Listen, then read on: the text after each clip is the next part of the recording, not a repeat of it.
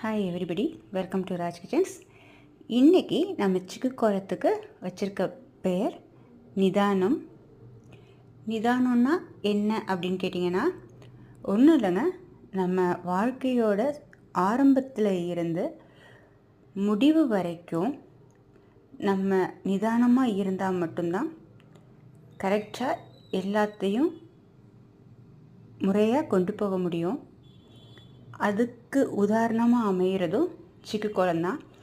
எப்படி அப்படின்னு கேட்டிங்கன்னா, நம்ம புள்ளியில் ஸ்டார்ட் பண்ணி புள்ளி வைக்கிறதா இருந்தாலும் சரி, அதில் இருந்து நம்ம கோலம் போடுறோம்ல, அது கம்பி இழுக்கிறது அப்படின்னு சொல்லுவாங்க.